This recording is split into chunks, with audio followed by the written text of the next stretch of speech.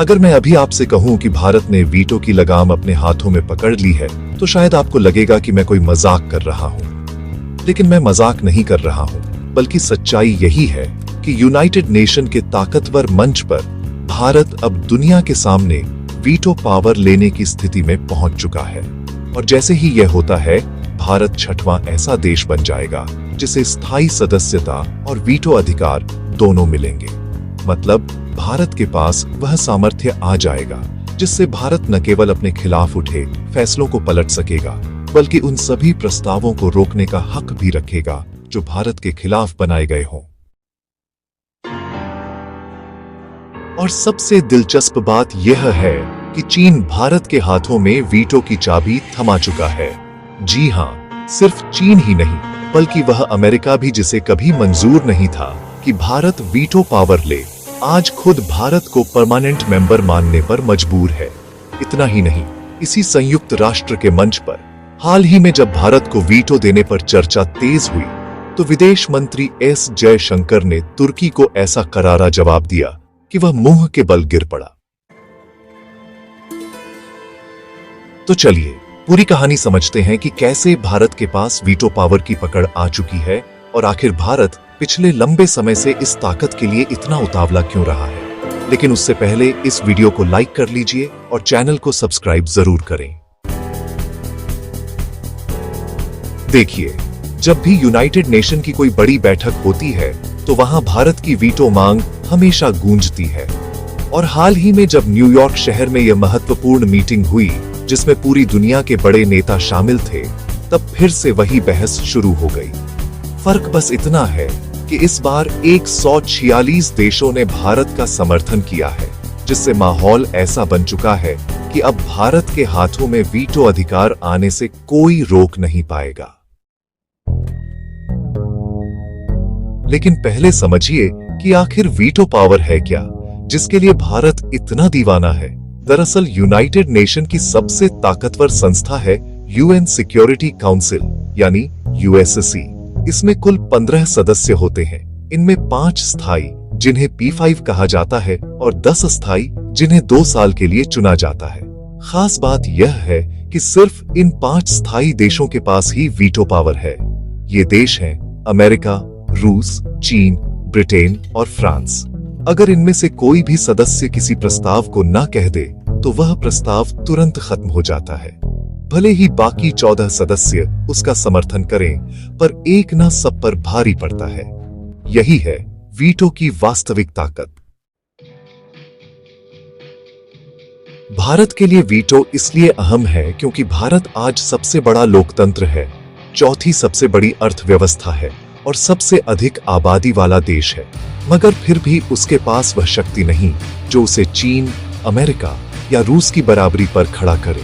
दूसरी वजह सुरक्षा है। चीन हमेशा पाकिस्तान का पक्ष लेता है और भारत को अंतर्राष्ट्रीय स्तर पर घेरने की कोशिश करता है। अगर भारत के पास वीटो हो तो चीन की हर चाल को वहीं नाकाम किया जा सकता है। तीसरी वजह वैश्विक निर्णयों में भागीदारी है। भारत ब्रिक्स, G20 और ग्लोबल साउथ का नेता है, लेकिन यूएससी में अंतिम निर्णय की ताकत अब तक उसके पास नहीं है। अगर वीटो मिल जाए तो भारत भी बड़े खिलाड़ियों की बराबरी में खड़ा होगा। और यह भी सच है कि इतिहास ने हमारे साथ अन्याय किया।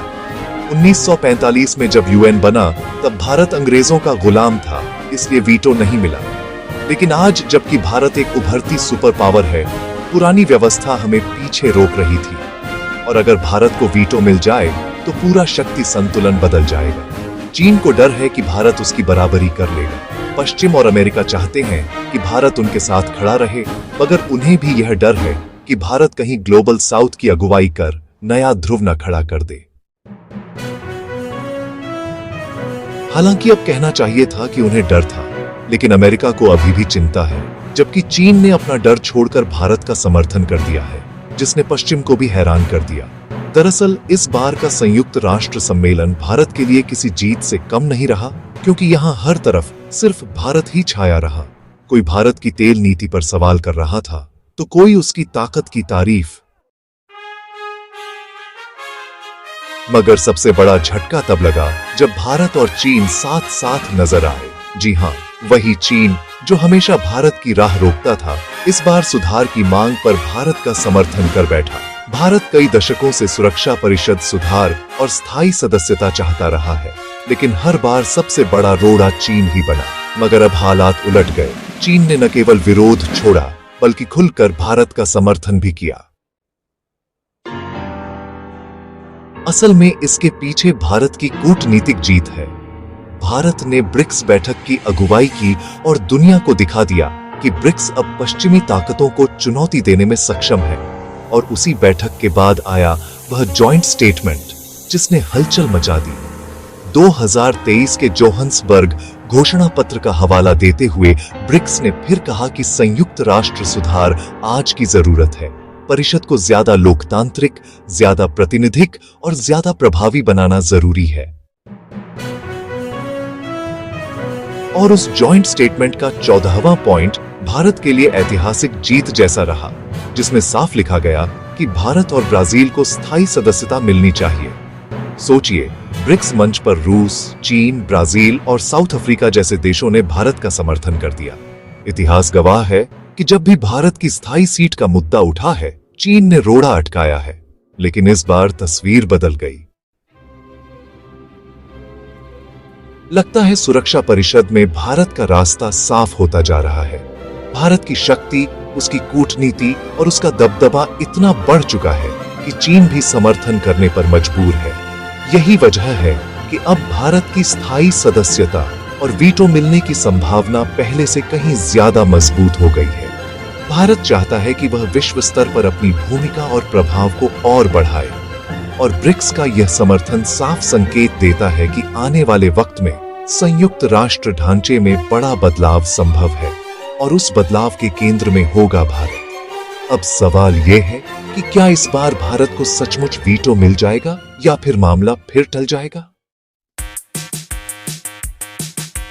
बाकी आप लोग इस पर क्या सोचते हैं? अपनी राय नीचे कमेंट में जरूर बताएं। वीडियो को लाइक, सब्सक्राइब और अपने दोस्तों तक जरूर शेयर करें। जय हिंद, वंदे मातरम।